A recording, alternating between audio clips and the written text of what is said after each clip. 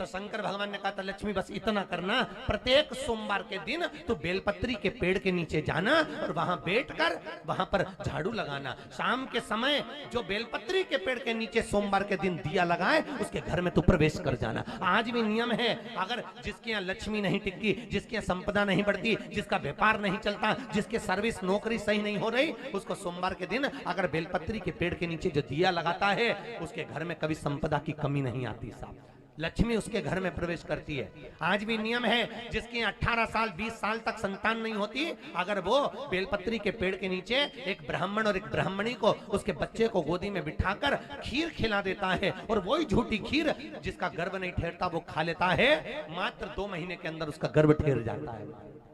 बेलपत्री के पेड़ के नीचे आज भी लक्ष्मी निवास करती। अगर आप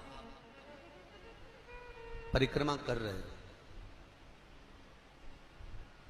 और परिक्रमा का भी नियम है कि तुम कितनी कर रहे हो, जैसे मनकों का नियम नहीं होता,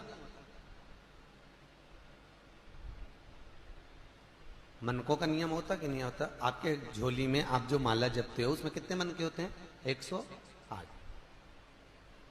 108 मन के किसके लिए होते हैं? सिद्धिता के लिए, भगवान को प्रसन्न करने के लिए, ठीक है।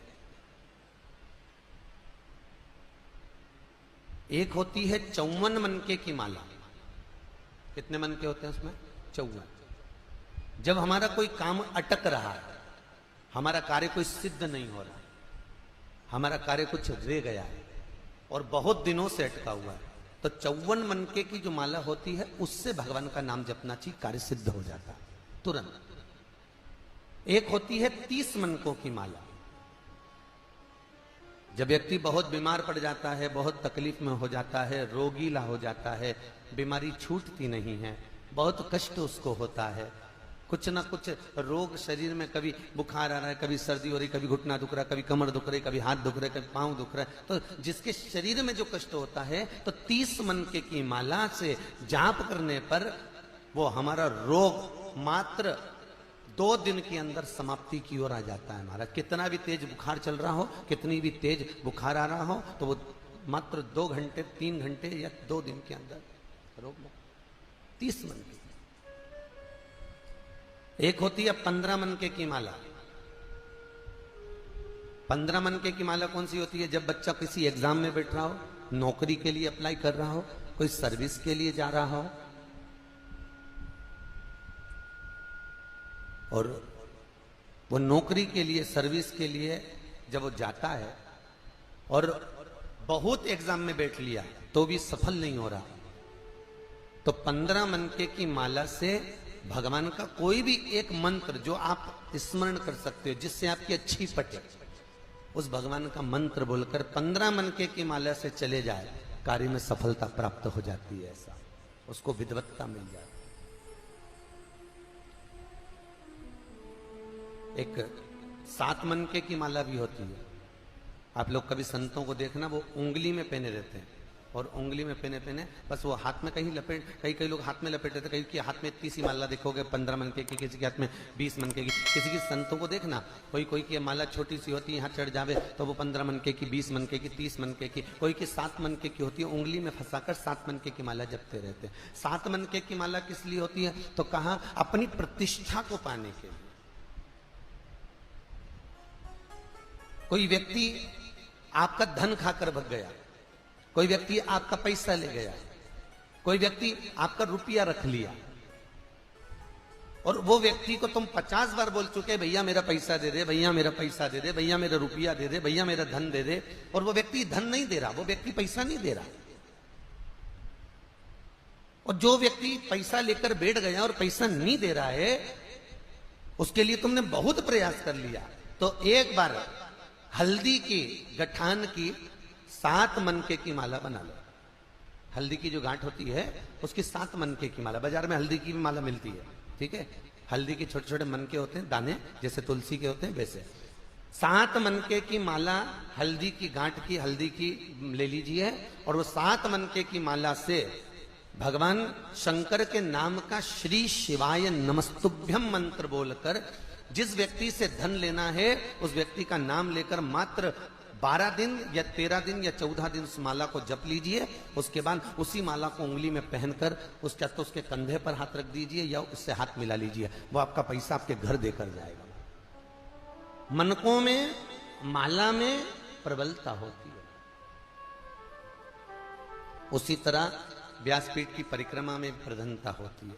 हम कितनी परिक्रमा कर रहे हैं?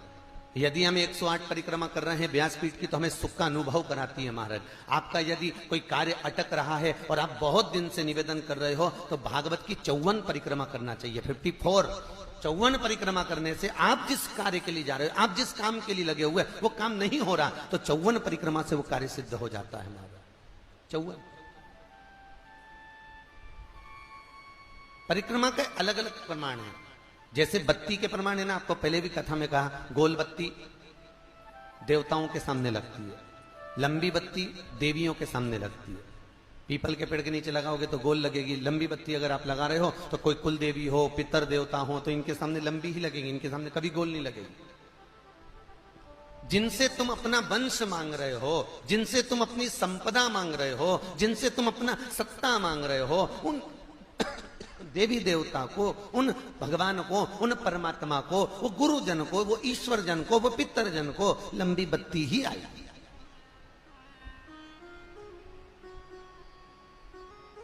पीपल के पेड़ के नीचे कभी लंबी बत्ती नहीं आती, याद रखना। पीपल के पेड़ के नीचे हमेशा गोल बत्ती है। अगर लंबी बत्ती आपने पीपल के पेड़ के नीचे लगाई है तो उसमें दरिद्रता देवी का वासा हो जाता है, ठीक है, ज्येष्ठा का। और अगर गोल बत्ती लगाई है तो नारायण का वासा होता है, उसमें लक्ष्मी का वासा है। जो लगाता है उसको फलीभूत होती है, उसको श्रेष्ठता होती है। तो यहां परिक्रमा का प्रधान है।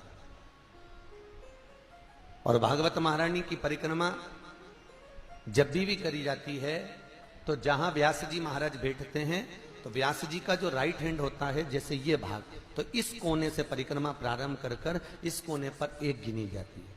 पर ज्यादातर लोग भागवत की जो परिक्रमा करते हैं आगे से प्रारंभ कर कर आगे जाकर प्रथम मान लेते हैं। पर भागवत के मुखाग्रविंद चरणारविंद का जो स्मरण किया जाता है, भगवान इस प्रकार से लेटे हुए द्वादश अक्षर, तो भगवान के चरणारविंद से परिक्रमा को प्रारंभ कर कर भगवान के चरणारविंद पर विराम दी जाए।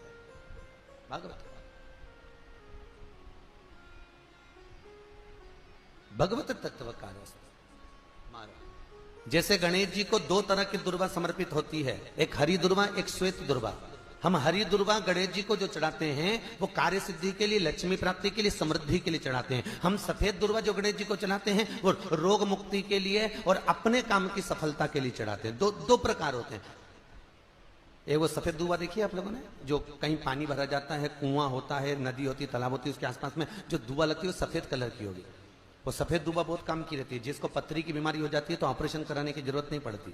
केवल चतुर्थी के दिन गणेश जी महाराज का स्मरण कर कर, बाल चंद्र का स्मरण कर कर, चंद्रदेव को वो दुबा घुमाकर निन्ने पेट, खाली पेट, जिस व्यक्ति को पथरी है मात्र 7 दिन तक खिला दो, पथरी का दर्द बंद हो जाता है और पथरी बाहर निकल जाती है महाराज। फिर आपको ऑपरेशन की जरूरत नहीं पड़ती। जांच करा लेना, पथरी नहीं रहेगी। सफेद दुर्वा का इतना मम्मी मेरी बना लेना। गई चाय मैं बनाई कमरा में, फिर नाश्ता की तैयारी, फिर भोजन की तैयारी, फिर शाम के, फिर दोपहर में चाय की तैयारी। पर बीच में 2 बजे से 5 बजे तक सीहोर वाला महाराज फंस जाए तो वो भी सुनना जरूरी, फिर वो सुनिया। फिर शाम हो गई तो फिर चाय, कुछ खाने पीने का, रात हो गई फिर भोजन की तैयारी, फिर दिया लेके बैठ गई, संजा पड़े, 2 अगरबत्ती दिया फिर लगा दिया। सवेरे